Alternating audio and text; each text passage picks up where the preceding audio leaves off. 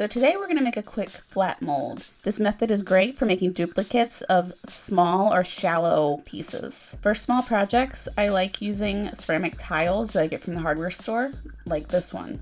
So I'm just going to go ahead and sculpt some pointy random teeth shapes and smooth them with some alcohol and make sure those edges are flush to the tile. I have these barnacles, adhere them to the tile. Then took some tongue depressors, cut off the rounded end, glued around the area that we want to mold. You're going to want to make sure that you hot glue everything down really good because you really don't want that silicone seeping out anywhere.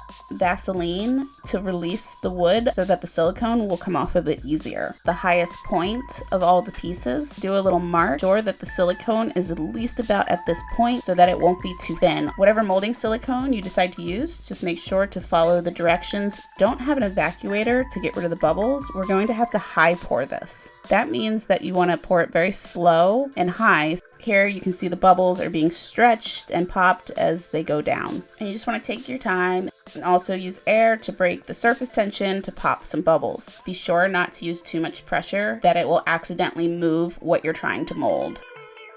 Pry up the piece. And now you have your flat silicone mold that you can use to make copies out of resin, urethane, or even acrylic. Thanks for hanging out.